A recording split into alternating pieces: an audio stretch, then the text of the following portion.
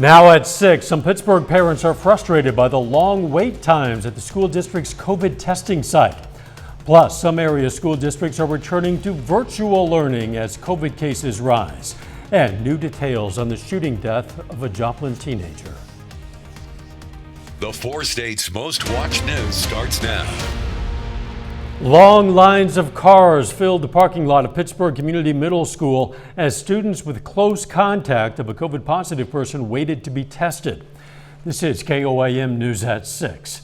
KOAM's Bronte Sorotsky spoke with a parent about the long line she says she experienced and explains how the district's test to stay policy works.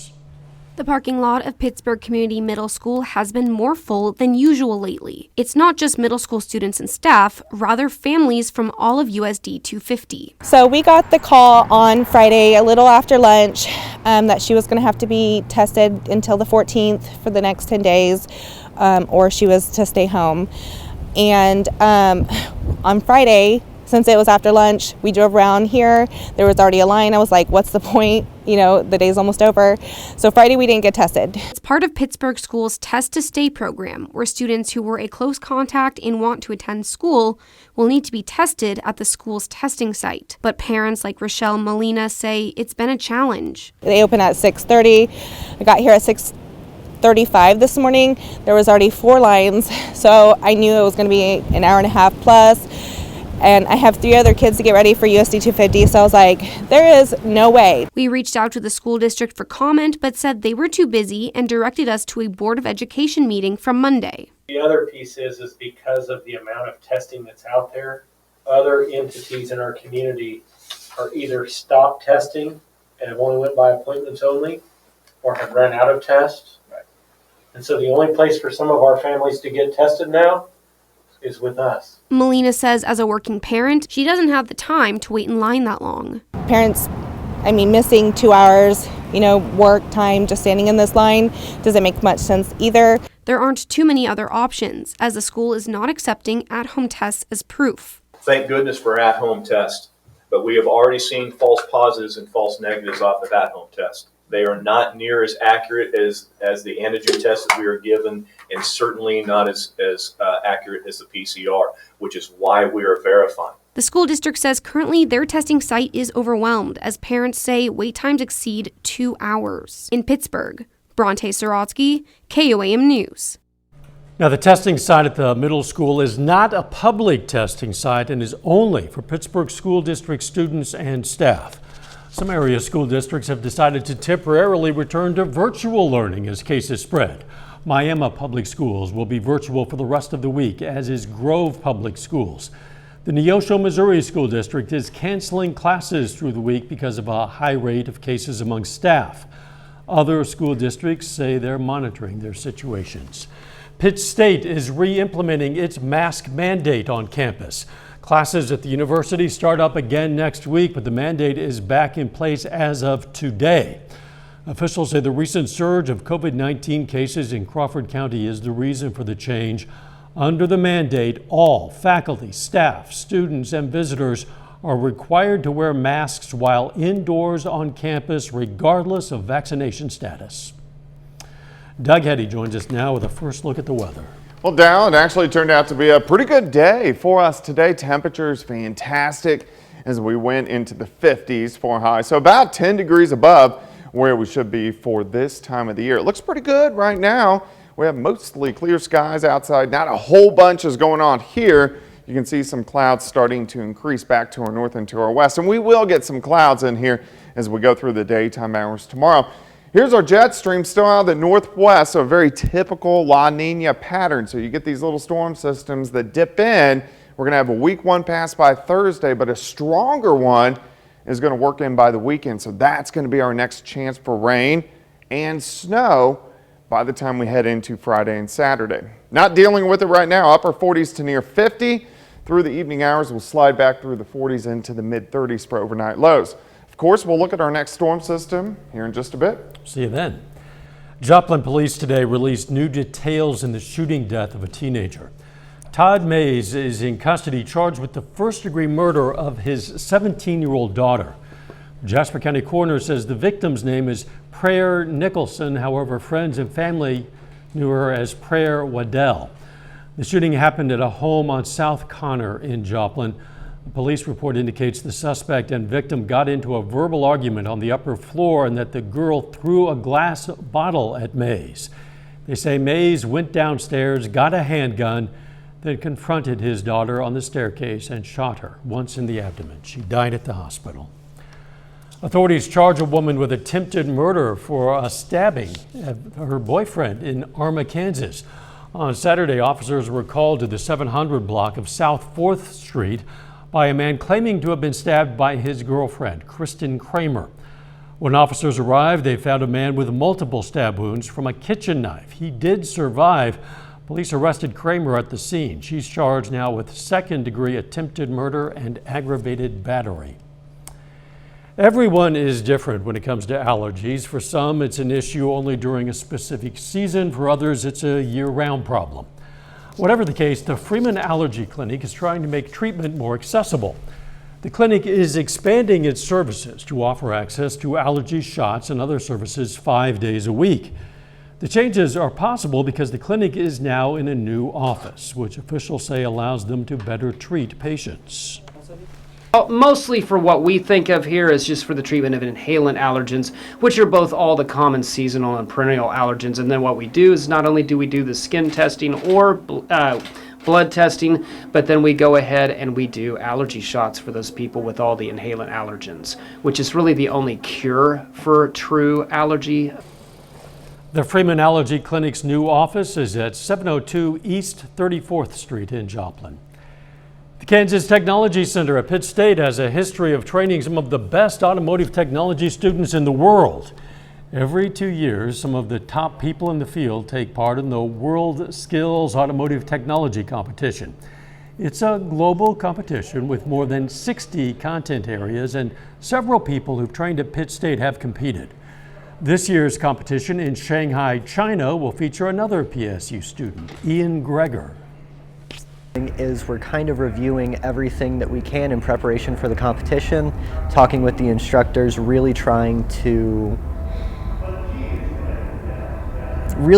sort of dial in what we actually need to learn because we don't know that much about the competition yet. Competition in Shanghai will take place in October. Coming up, a national fast food chain is supporting a local organization dedicated to helping those in need. Plus, the story of a police chase in Oklahoma that started with an officer being shot.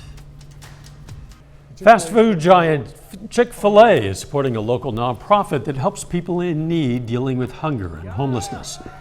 Chick-fil-A announced that Water Gardens Washington Family Hope Center will receive that great big $125,000 check as recipient of a True Inspiration Awards grant.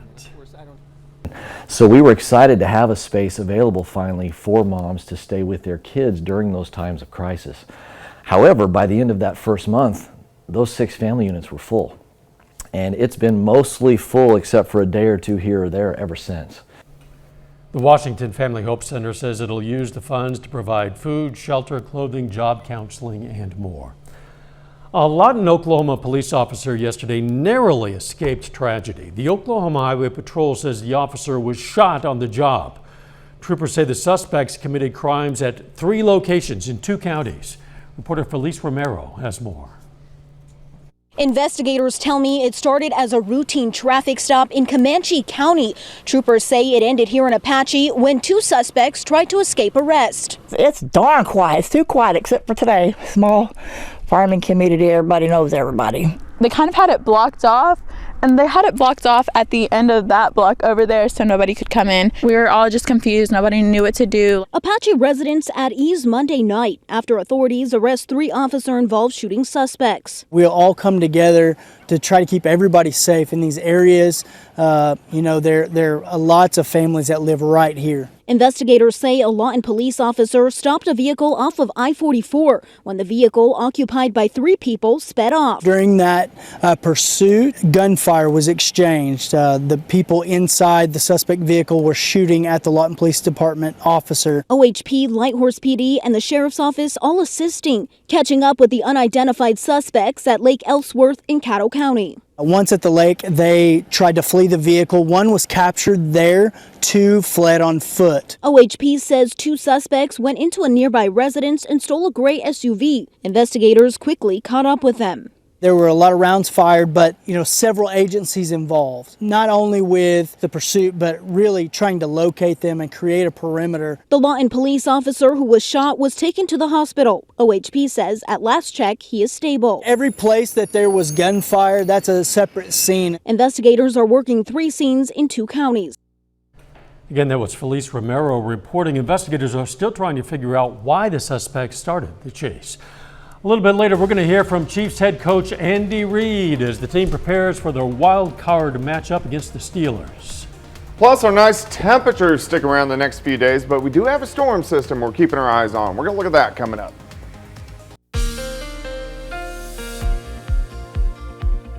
Well, it definitely turned out to be a nice Tuesday for us today. Temperatures quite a bit warmer than what we had on Monday. We had plenty of sunshine for us today. Yesterday was upper 40s. Today, all the way up into the upper 50s. So about 10 degrees warmer this afternoon compared to what we saw yesterday, and then also trending back into the weekend. And these 50s are what we are going to stick with as we go through the next few days. Still kind of chilly, of course. It is January, but we look good for the next few days. We do have a storm system moving in. This is going to be Friday into Saturday, so this is a system we're going to keep our eyes on that could give us rain over to snow Friday night into Saturday morning. Still 3 days away, but something we definitely want to keep our eyes on. And then as we get past that system, we'll start to dry out, and it looks pretty good as we head into early next week. Looks good right now. Here's 7th and range line looking off toward the north and to the west. Pretty much clear skies across the region. Temperatures are sitting right about 50, and you can see most of us across the entire 4-state area upper 40s to near 50 degrees. We are going to cool back down as we go through the overnight hours tonight, but not as chilly as what we have seen at least over the past couple nights. I think mid-30s tonight compared to the 20s like we have seen. The reason why is our southerly winds. Look at these have increased today. Kind of windy. These southwesterly winds 10 to 15, upwards of 20 miles per hour. And these southerly winds will stay kind of breezy as we go through the next few days. Of course, they diminish a little bit at night, then they'll start to pick back up as we go into the daytime hours tomorrow. Through the evening hours, we slide back through the 40s, eventually mid-30s later on tonight, which is cold. It's not bad across the region. We have pretty much clear skies. We're going to stick with mostly clear skies over the next several hours. Weak little wave passing to our south across parts of Texas, but we are going to start to focus in on the system way out to the west. You can see it right off the coast of the Pacific Northwest. That's our next storm system that we'll have to keep our eyes on as we head into Friday and also into Saturday. Our jet stream out of the northwest, very typical for a La Nina. So this system will kind of ride over the ridge and then drop in by the time we head into the weekend. Now ahead of it, we look fine. Temperatures look pretty good. Weather conditions Wednesday into Thursday shape up pretty good. Mid-30s for us tonight. As we go into the daytime hours tomorrow, we'll start into the 30s. Nice little warm up. We're going to warm through the 30s into the 40s. Once again, near 50 by noon. We'll say 51, 56 during the afternoon. Southerly winds still 5 to 15, maybe gusts right around 20 miles per hour at times. Let's go toward the weekend. Let's watch this system. Rides over the Rockies. As it drops in on Friday, we'll start to see some chances for some rain. And then as it passes by, we get onto the colder side, we could get into a little bit of snow. We could even get into some accumulating snow by Saturday morning. So something we want to watch closely over the next few days. But Wednesday looks great. Thursday looks great. 48, rain increasing late on Friday, and then quite a bit cooler for the weekend. Chances for rain and snow. Great weekend to stay inside and watch a little bit of playoff football. Yeah, no matter what the weather. It's always good to stay inside and watch a little playoff football. It's a good weekend for watching football. Thanks, Doug.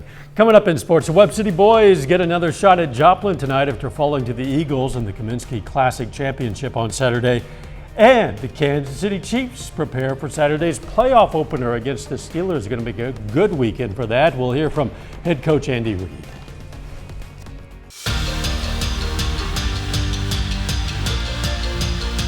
The Missouri Southern Lions are back in action tonight, hitting the road for an MIAA doubleheader against Northeastern State. On the women's side, the Lions are aiming to avoid a third straight loss after falling to Northwest Missouri and Missouri Western last week. Now, that women's game already started. Southern leads at 38-24 at halftime. Lacey Stokes already with 14 points for Southern. And the men's game will begin at 7:30. Now for the MSSU men, it's their first game since December 18th.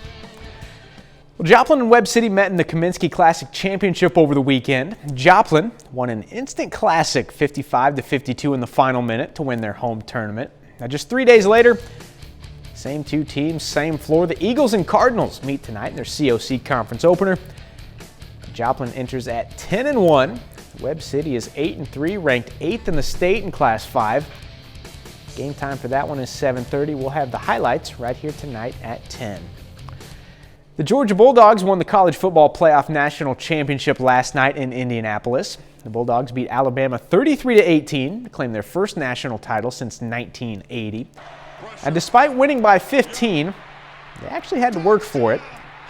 Alabama actually took a 5-point lead early in the fourth, but from there, Bulldogs closed it out. Georgia went on to outscore Bama 20-9 in the final period, including a pick six from Keely Ringo. So now, Bulldogs are national champs for the first time in 41 years. Dog Nation showing up here, the tremendous belief in this program of our fan base. I mean, everywhere we went in Indianapolis, we saw our people. Somebody told me it would be 60-40. It felt like 70-30. And I just hope they remember this feeling and understand they don't need to get spoiled. They need to stay hungry like these players, and just so proud of our players. And somebody told me, you know, you're not playing for the 41 years that we haven't won a national title. You're playing for the men in the room. And that really touched me, because that's what it was all about. It is playoff time for the Kansas City Chiefs. Kansas City is the number 2 seed in the AFC playoffs after going 12-5 in the regular season. Now, the Chiefs will be at home on Wild Card Weekend, facing the Pittsburgh Steelers on Sunday night. Pittsburgh is 9-7-1 heading into the postseason.